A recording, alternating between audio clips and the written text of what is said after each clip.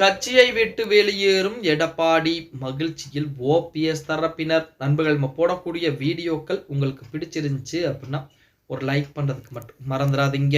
அனைத்து இந்திய அண்ணா திராவிட முன்னேற்ற கழகத்துடைய பொதுச் செயலாளர் யாருன்னா எடப்பாடி பழனிசாமி. எதிர்கட்சி தலைவர் யாரு? எடப்பாடி பழனிசாமி. இப்படிப்பட்ட ஒரு சூழலே மிக விரைவாகவே அதிமுகவில் இருந்து எடப்பாடி பழனிசாமி வெளியேற்றப்பட்டு விடுவார் அப்படிங்கிற தகவல் என்பது இப்ப சமீப காலமாகவே இணையதளங்களிலே உலா வந்து கொண்டிருக்கிறது அப்படின்னு சொல்லலாம். என்னடா சொல்ற, எதற்காண்டி எடப்பாடி பழனிசாமி அதிமுகவிலிருந்து வெளியேற்றப்பட வேண்டும்? ஏன்னா தொண்டர்கள் புறம் எடப்பாடி பழனிசாமியை பொதுச் செயலராக ஏற்றிருக்காங்களே அப்படின்னு பாத்தீங்கன்னா அதுதாங்க கிடையவே கிடையாது.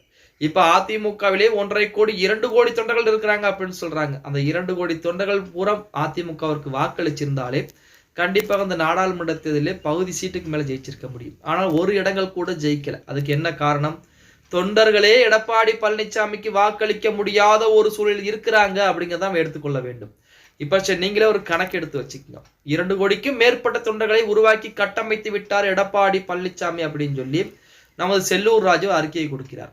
அப்ப அந்த 2 கோடி தொண்டர்களும் வாக்குகளை செலுத்தி இருந்தால், அதிமுகவிற்கு வாக்குகளை செலுத்தி இருந்தால் எப்படி பார்த்தாலும் ஒரு 15-20 இடங்கள் ஜெயித்திருக்குமே அதிமுக. ஏன் ஜெயிக்கல அப்படின்னு கேட்டா அதுக்கு அந்த கேள்விக்கு கொஸ்டின் மார்க் தான், பதில் என்பது கிடையாது.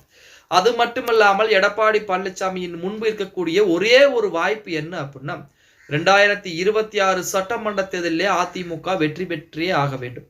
அது கூட்டணி கட்சிகளை அமைத்தோ கூட்டணி அமைக்காமலோ எது எப்படி இருந்தாலும் அதிமுக ஆட்சி கட்டிலே அமர வேண்டும். அது மட்டும் நடக்காமல் போனால் கண்டிப்பாக எடப்பாடி பழனிசாமியுடைய கட்சியை விட்டு வெளியேற்றக்கூடிய ஒரு சூழ்நிலை என்பது, ஒரு பதவிகள் பூரம் பறிக்கப்படக்கூடிய ஒரு சூழ்நிலை என்பது அவருக்கு கண்டிப்பாக உருவாக்கப்படும் அப்படிங்கிறதுல எந்த விதமான மாற்று கருத்துக்களும் கிடையாது.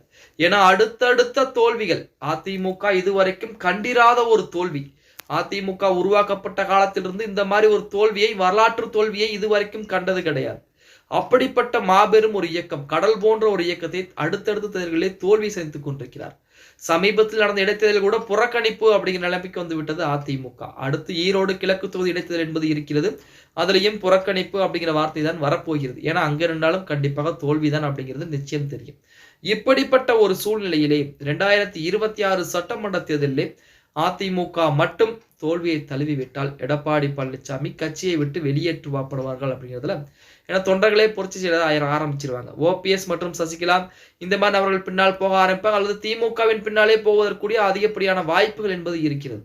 பொறுத்திருந்து பார்க்கலாம். இன்னும் ஓராண்டுகள் தான் மீதம் இருக்கிறது. அதற்குள்ளாகவே அதிமுக ஒன்றிணைந்து விட்டால் எடப்பாடி பழனிசாமி கண்டிப்பாக வெற்றி வாய்ப்பை பதிவு செய்வதற்கு அதிகப்படியான வாய்ப்புகள் என்பது இருக்கிறது அப்படின்னே கூட சொல்லலாம். ஓகே கைஸ், வீடியோ பிடிச்சிருந்தா மறக்காம ஒரு லைக் பண்ணி விட்டுருங்க. அப்படி இந்த வீடியோ ஃப்ரெண்ட்ஸ் அண்ட் ஃபேமிலிக்கும் ஒரு ஷேர் பண்ண மறந்துடாதீங்க.